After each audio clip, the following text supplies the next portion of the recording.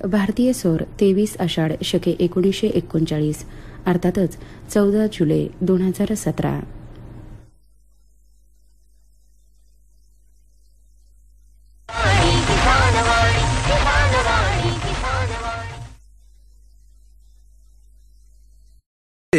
तर काबाड कष्ट आणि आर्थिक गुंतवणूक करून पेरणी केलेली पिकं उगवत नाहीत.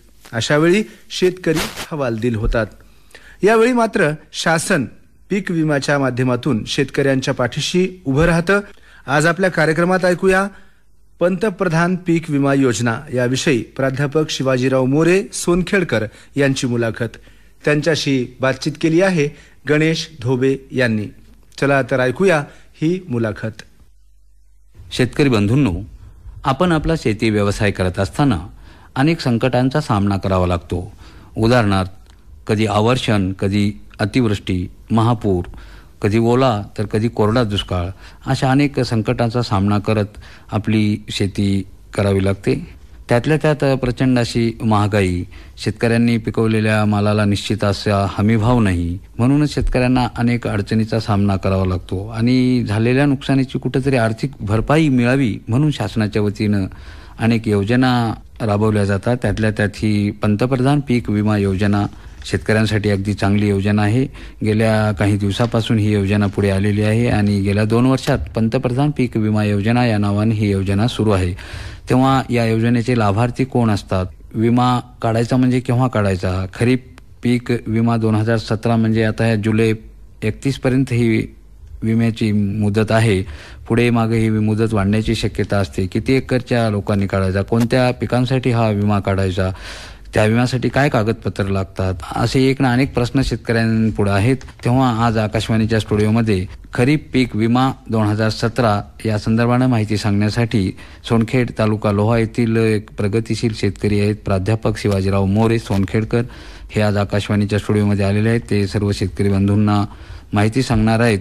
पहिल्यांदा त्यांचं या ठिकाणी स्वागत करूया. नमस्कार सर. नमस्कार सर.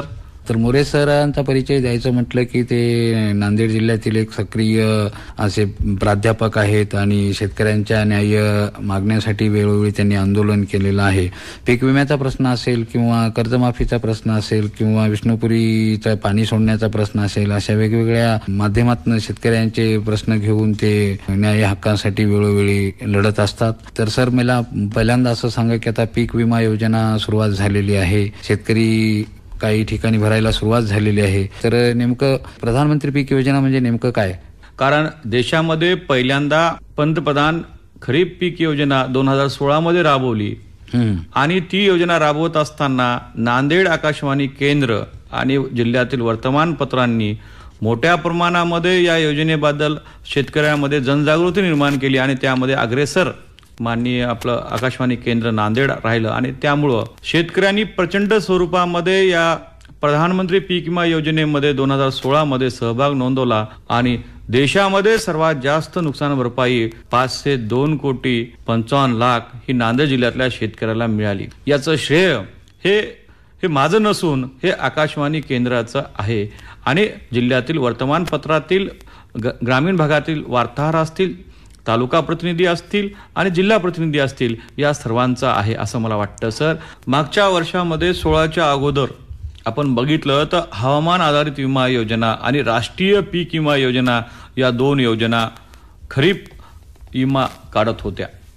पण 2016 मध्ये शासनानं निर्णय घेतला आणि शेतकऱ्याच्या नुकसानीचं व्यापक भरपाई देण्याच्या दृष्टिकोनातून शेतकऱ्याची जी नैसर्गिक हानी होत होती, आपण बघतो साहेब, मराठवाडा हा प्रचंड दुष्काळामध्ये आहे आणि या सर्व परिस्थितीमध्ये शेतकऱ्याच्या जीवनामध्ये आर्थिक स्थैर्य यावं यासाठी शासनानं ही पंतप्रधान पीक विमा योजना राबवली आहे. सर, जवळपास कालच्या 10 तारखेपासून सर्व शेतकरी बांधव, नांदेड जिल्ह्याचे नसून पूर्ण महाराष्ट्रातील शेतकरी खरीप पीक विमा योजना 2017 हे विमा काढणार आहेत.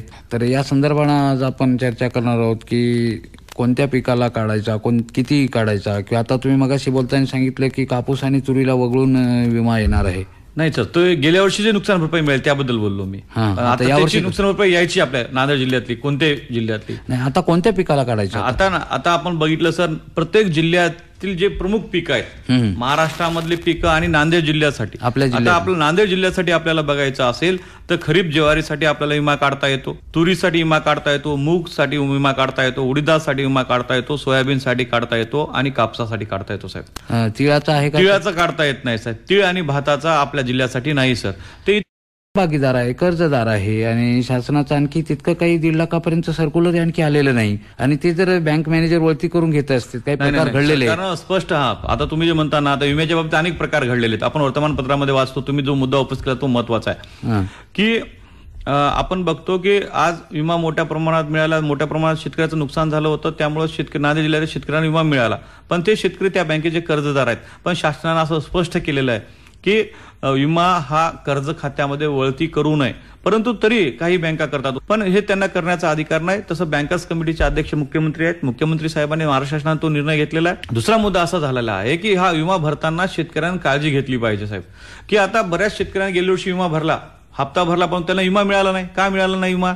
तर शेतकऱ्याने जे विमा भरलाय, जे शेतकऱ्यांनी एका बँकेकडून कर्ज उचललं, त्या बँकेकडून कर्ज उचलल्यानंतर त्या शेतकऱ्यांना कर्ज देते वेळेस काय दिलं कर्ज, म्हणजे 15 मध्ये त्यांनी कर्ज उचललं, तर कापसावर घेतलं, पण 2016 मध्ये त्यांनी कोणत्या बँकेमध्ये विमा भरला असेल तिथं त्यांनी 2016 मध्ये सोयाबीन पेरलं, सोयाबीनचं पेरा दिला, पण कर्ज उचललेलं आहे, जुनं कर्ज उचललेलं आहे ते उचललेलं आहे कापसावर, पण त्याचं पुनर्गठन केलं, पण पेरा दिला देताना शेतकऱ्यांनी सोयाबीनचा पेरा दिला, पण बँकेनं तो पेरा लक्षात न घेता असं झालं की तो कापसाचं समजून तो भरला परस्पर, पण शेतकऱ्याचा पोच पावती आहे, दिलेल्या फॉर्मची पोच पावती आहे, पेऱ्याची पोच पावती आहे. असे काय अडचणी निर्माण झालेल्या आहेत. किंवा आता बँकेने काही बूथ दिलेले आहेत पैसे भरण्यासाठी, म्हणजे मिनी सेंटर दिलेले आहेत. यानंतरचा असा प्रश्न आहे की आता काही शेतकरी बंधू काही गावामध्ये सुरुवात झालेली आहे की विमा हप्ता भरण्याची, तर किती हप्ता भरायचा, कोणत्या पिकाला भरायचा, केव्हा भरायचा हे तुम्ही सांगितलेलंच आहे. तर आता शेवटची तारीख कोणती आहे विमा भरण्याची आणि त्यानंतर कोठे भरायचं आहे आणि त्यासाठी होल्डिंग सातबारा नेमकं काय काय लागतं आणि कोणाचं सहकार्य लागतं, पुढे तारीख काय वाढण्याची शक्यता आहे का 31 जुलैच्या नंतर, थोडक्यात सांगा. या वर्षी नवीन बदल झालेला आहे. प्रत्येकाला विमा भरत असताना आधार देणं बंधनकारक झालेलं आहे, आधार कार्ड देणं बंधनकारक झालेलं आहे, बँकेचा खाते नंबर देणं आवश्यक आहे, त्याचबरोबर पेरा प्रमाणपत्र देणं आवश्यक आहे साहेब. असं आपल्याला या सर्व बाबी देणं आवश्यक आहे साहेब. त्याचबरोबर विमा किंवा इतर सेंटरमध्ये जो विमा भरला जातो त्याची जी पावती मिळते ती पावती सुद्धा त्यानं सुरक्षित ठेवली पाहिजे. तो फॉर्म भरलेला फॉर्म झेरॉक्स करून आपल्याकडे ठेवायचा आणि ती पावती पण आपल्याकडे ठेवायची. जेव्हा नुकसान भरपाई मिळेल, जेव्हा काही अडचणी येत असतील तर हे 2 कागदपत्र शेतकऱ्यांना फार म्हणजे सपोर्ट करतात आणि त्यांना त्यांची न्याय पद्धतीनं नुकसान भरपाई मिळते असं आपल्याला म्हणता येतं सर. खरीप पीक विमा या संदर्भात अगदी चांगली आज माहिती तुम्ही सांगितलेली आहे की 31 जुलैपर्यंत विमा भरायचा आहे, मागं पुढे तारीख वाढण्याची शक्यता आहे आणि शेतकरी बंधूंनी विमा भरत असताना कोणती काळजी घ्यायची आहे, कोणते कागदपत्र द्यायचे आहेत, कुठं भरायचं आहे आणि किती भरायचं आहे, त्यांच्या ते दाखवलेल्या पिकाच्या प्रमाणात ते भरणार आहेत. अगदी इत्थंभूत माहिती तुम्ही आज शेतकरी बंधूंसाठी सांगितलेली आहे आणि नुकसान भरपाई कशी मिळणार आहे, केव्हा मिळणार आहे हे नव्यानं सांगण्याची काही गरज नाही, कारण यावर्षीचा विमा पुढच्या वर्षी जाहीर होत असतो आणि जाहीर झाल्यानंतरच मिळण्याची प्रक्रिया सुरू होत असते. पण पुढची आशा न करता की आपण सर्व पिकाचा विमा काढला पाहिजे या दृष्टीने शेतकरी बंधूंना जाता जाता काय आवाहन करणार आहे तुम्ही? शेतकरी बंधूंना आपल्या शेताचा सर्व पिकाचा विमा काढावा आणि काढत असताना काळजीपूर्वक काढावा, सर्व कागदपत्र व्यवस्थित द्यावेत आणि तो बँकेत दिल्यानंतर सर्व फॉर्म जो अर्ज भरलेला आहे त्याची झेरॉक्स काढून आपल्याकडे ठेवावी, बँकेने जी पोच पावती स्लिप दिलेली आहे ती पण आपल्याकडे ठेवावी, जपून ठेवावी. या योजनेच्या माध्यमातून कुठेतरी आर्थिक संरक्षण देण्यासाठी ही योजना शासनाच्या वतीनं आहे, म्हणून जास्तीत जास्त शेतकरी बांधवांनी सर्व पिकाचा विमा काढला पाहिजे असं आवाहन तुम्ही आजच्या या कार्यक्रमात केलात. सर्व शेतकरी बांधव निश्चितच येत्या 31 जुलैपर्यंत विशेषतः खरीप पीक विमा काढतील अशी अपेक्षा करूया. आपण इथं वेळ दिलात सर्व शेतकऱ्यांच्या वतीने मी आपले आभार व्यक्त करतो. धन्यवाद. धन्यवाद सर.